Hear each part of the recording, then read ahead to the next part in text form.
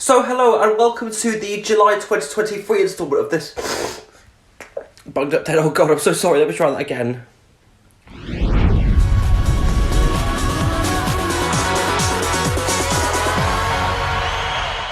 So hello and welcome to the July 2023 instalment of last month at UK Funfairs, which turned out to be quite an eventful month in terms of what we ended up getting, what happened to some of the events, some of the rides we've ended up getting, and some of the rides we've ended up losing.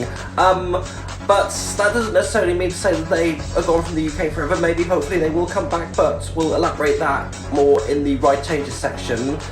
So, let's just take a look, starting off with what's been happening with events. The Jenkins family, who run Thomas Rowland Amusements, have announced that their fair for the Cornish village of Delabole had been cancelled. The fair, which would have been in support of the local beer festival and carnival, could not go ahead due to bad wind and rain, preventing them from being able to pull onto the ground, build up and open. Cheltenham Midsummer Fiesta, which would have seen machines from the Danter family, also had to be cancelled due winds of up to 40 miles and are preventing the event from going ahead. This would greatly affect the use of tents, inflatables, and marquees, which make up a large portion of the event. On the lighter side of events, the Rowland family have announced a brand new winter event that will come in favour of Exeter Winter Wonderland, which will be taking a break until next year. Plymouth Winter City will take place at Treby Court from November the 24th up until Christmas Eve. All the details on this event can be found on the brand new Facebook page Rowlands have set up for it. And let's take a look at some new rides. A follow-up to the brand new PWS Sizzler built for Michael Harris of Pat Collins Funfairs, Michael picked up the ride from the firm in Windsor during the first week of the month. It is the second of the Mark III Sizzler to contain a hydraulic drive and the first ever PWS machine with a queue floor fixed to the platform. The ARM Waltzer, which Leigh Danter purchased from Norway-based Lunds Tivoli in May 2021, has finally hit the road and opened after a long period of refurbishment. The ride made its first outing with Leigh at Newbury Racecourse, however no photos or videos have come into light of it at the location.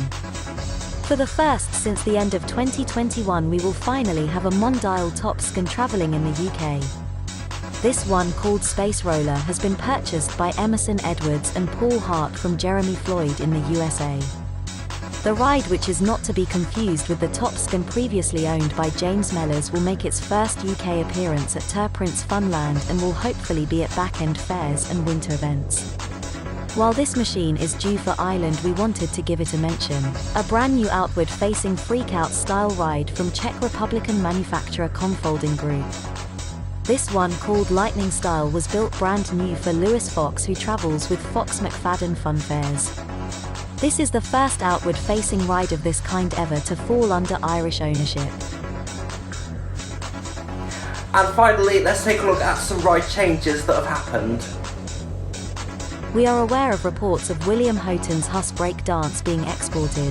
However, later reports confirmed that the ride has not been sold. It is just going out to Kuwait for a long-term event where it will be contracted to attend for a few years under the Mellors Group.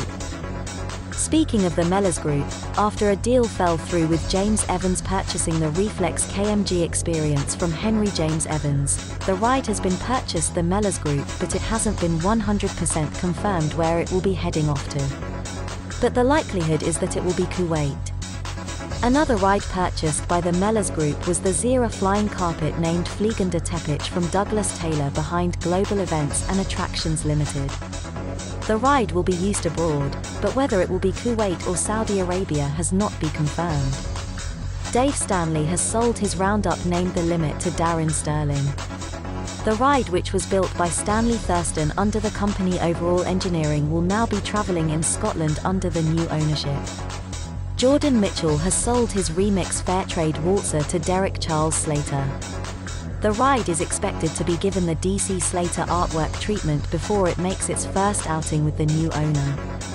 And with all that, back to the studio. So that's it for the July 2023 instalment of last month for UK Funfairs. So now that we're in August, actually there is one bit I was going to say to you. What I was going to say was, we did make a visit to Bristol Balloon Fiesta, so it was kind of a last minute thing after hearing about the ride lineup, which has improved compared to previous years, let's put it, 2017, I'm looking at you. But the fair is thankfully starting to build up. We did get a handful of rides there this time round. It was a step up from last year. So videos from Bristol Balloon Fiesta will be released every day from 6 PM, and then hopefully after that we'll be making our way to Paignton and Torquay. That's just in case something else pops up. Also, hopefully later this month, we are hoping to pay a visit to Barry Island, but videos of that will be seen on the Theme Park Euphoria YouTube channel, where if that does happen, there will be a vlog and then there will be videos released weekly. So, thank you so much for watching, and until next month's episode, see you later.